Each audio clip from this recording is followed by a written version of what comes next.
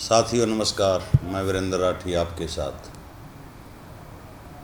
साथियों, जैसा कि आज किरण चौधरी जी ने और उनकी बेटी श्रुति चौधरी ने कांग्रेस का दामन छोड़ के भारतीय जनता पार्टी में शामिल होने की उन्होंने दिल्ली भारतीय जनता पार्टी के मुख्यालय के ऊपर घोषणा की है, आज हम चर्चा उस बात पर करेंगे।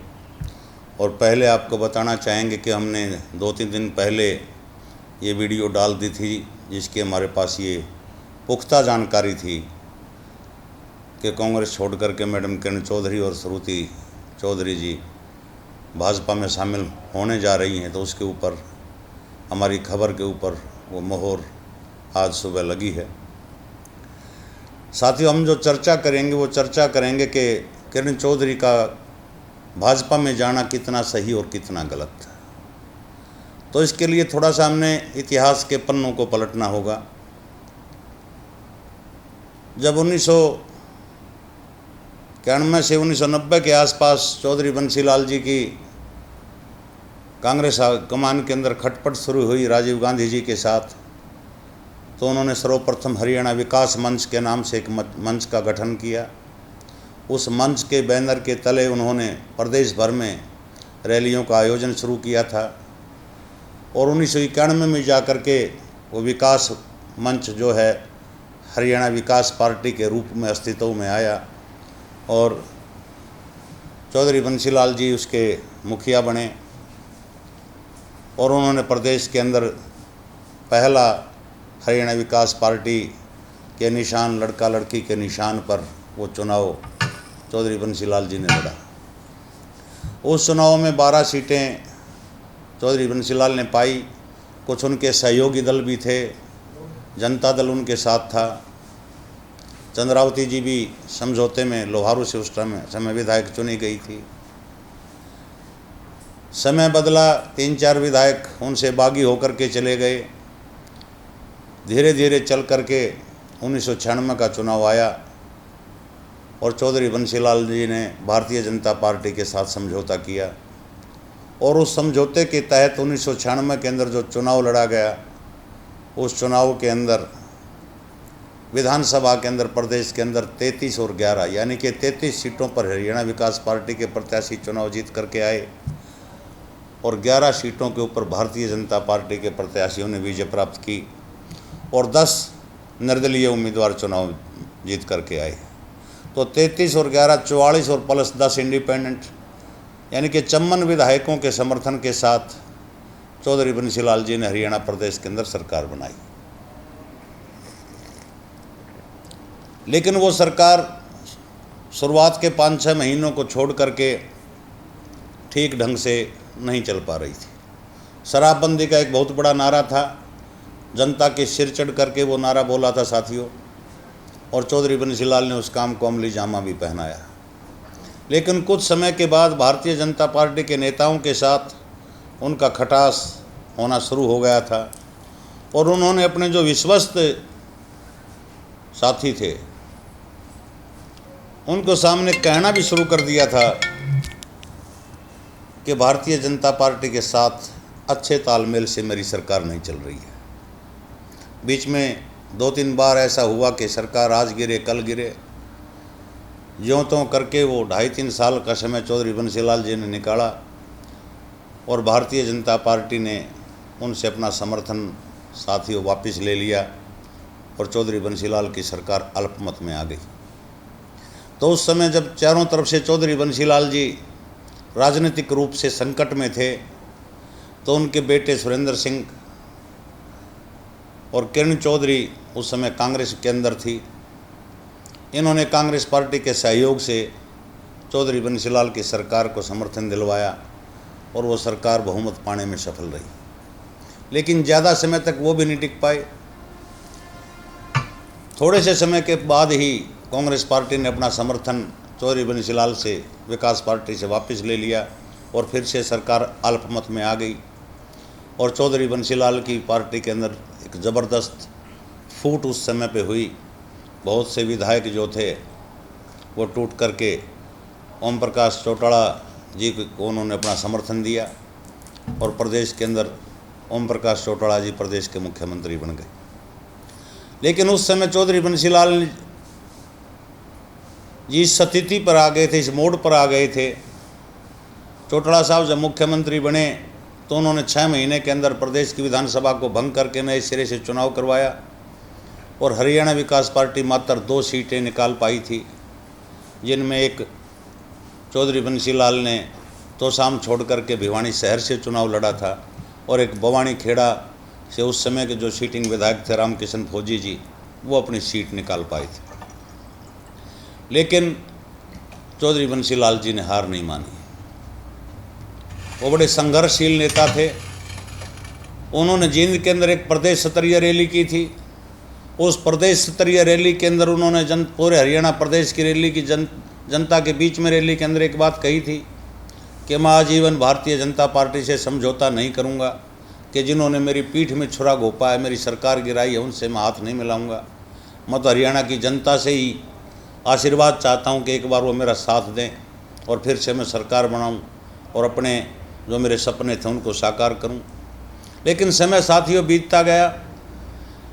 किरण चौधरी जी ने और सुरेंद्र सिंह जी ने कांग्रेस के बड़े नेताओं से मिलकर के हरियाणा विकास पार्टी का विलय 2004 के चुनाव में कांग्रेस के अंदर साथियों करवा दिया और उसमें रामकिशन फौजी जी को टिकट मिला और सुरेंद्र सिंह जी को मिला और शायद सोमवीर सिंह जो चौधरी बंसीलाल जी के दामाद थे उनको भी टिकट उस समय कांग्रेस ने दिया हो। तो इस प्रकार से कांग्रेस के अंदर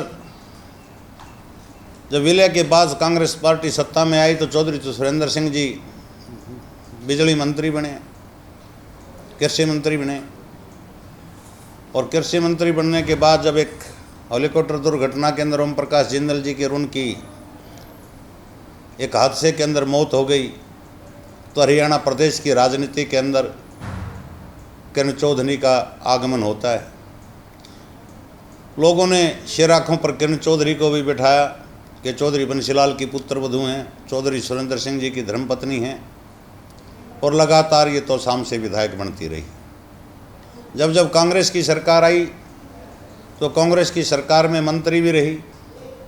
एक बार दिल्ली की सरकार के अंदर भी ये डिप्टी स्पीकर के पद पे रही और चौधरी बंसीलाल जी इस देश के रक्षा मंत्री भी रहे। प्रदेश के लंबे समय तक कांग्रेस में रहते हुए भी मुख्यमंत्री रहे और विकास पार्टी बना करके फिर से भी मुख्यमंत्री रहे। 2.5-3 साल का वो समय रहा। तो ऐसा तो हम नहीं कह सकते कि कांग्रेस पार्टी ने किरण चौधरी के परिवार को कुछ चीज़ ना दी हो।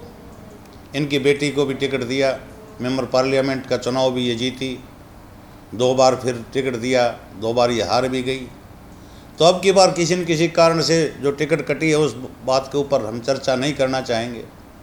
लेकिन आज जो भारतीय जनता पार्टी में शामिल होते ही किरण चौधरी जी ने जिस प्रकार से घोषणा की, अपने समर्थकों से आह्वान किया है कि पुराने पोस्टर कोठी से फाड़ के फेंक दो और मतलब राष्ट्र हित में और समाज के हित में और प्रदेश को मजबूती देने के लिए भाजपा में आई हूँ। साथियों, राजनेताओं का ये कथन बड़ा ही हास्यास्पद सा लगता है। आज तक वो काम गिनवाती थी कि कांग्रेस में रहते हुए, सत्ता में रहते हुए मैंने और मेरे परिवार ने या मेरे पति ने ये काम इलाके के लिए किए। क्या वो सारे काम आज गौण हो गए?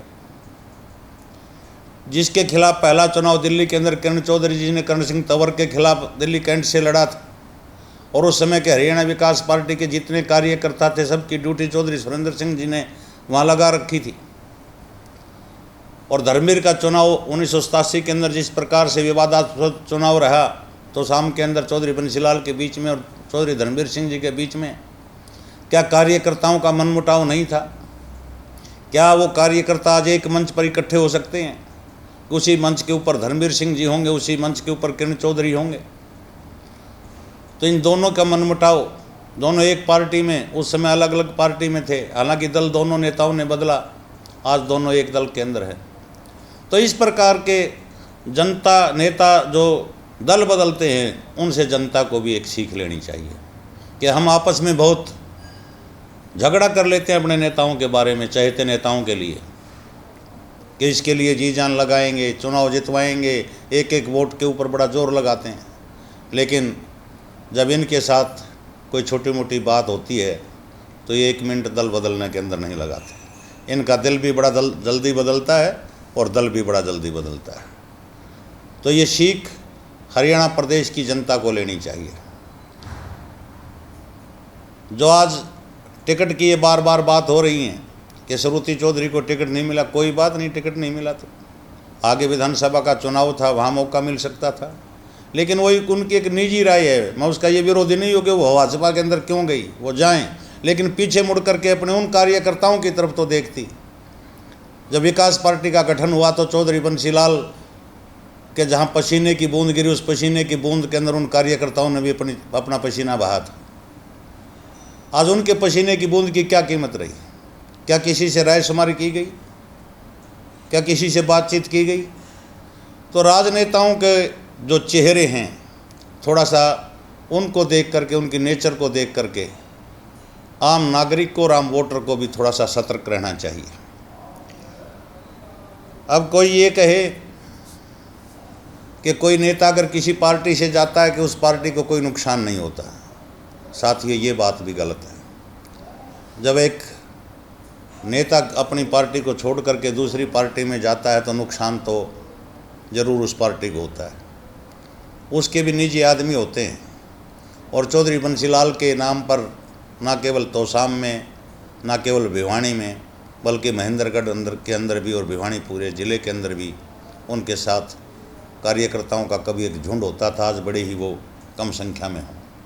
तो कुछ न कुछ डेंट तो कांग्रेस पार्टी को किरण चौधरी भिवानी ज़िले के अंदर तो पूर्ण रूप से पहुंचाएंगे। भारतीय जनता पार्टी को इसका कितना फ़ायदा होगा, ये भविष्य के गर्व की बात है। लेकिन उन्होंने एक नई पारी की शुरुआत आज की है। हमारी तरफ से तो हम उनको शुभकामनाएं दे सकते हैं, लेकिन प्रजातंत्र के अंदर संख्या बल जिसके साथ ज़्यादा होता है और जनता जिसको आशीर्वाद देती है, वही लोग चुनाव जीतते हैं और वही सत्ता में आते हैं। और एक बात अंत में मैं आपसे पुनः कहना चाहूँगा, इसका आकलन आप करना साथियों, मैं श्रोताओं के ऊपर छोड़ता हूँ कि किरण चौधरी का आज कांग्रेस छोड़ करके भारतीय जनता पार्टी के अंदर शामिल होना कितना सही है, कितना गलत है, कितना फ़ायदेमंद उनको हो सकता है, कितना नहीं हो सकता है। जो नेता जिस पार्टी में रहता है तो उसके लिए वो पार्टी को माँ के रूप में बताते हैं, और जब दूसरी पार्टी में जाते हैं तो चंद मिनटों के अंदर ही वो दूसरी पार्टी उनकी माँ बन जाती है। पहले वाली पार्टी में बहुत ज़्यादा उनको खोट दिखाई देने लग जाते हैं। और ये खेल अब चलेगा, क्योंकि चुनाव का सीज़न हरियाणा प्रदेश के अंदर। दल भी बदलेंगे, दिल भी बदलेंगे, नेता भी बदलेंगे, नीयत भी बदलेंगी, आस्थाएं भी बदलेंगी। फैसला आपने करना है। शुक्रिया।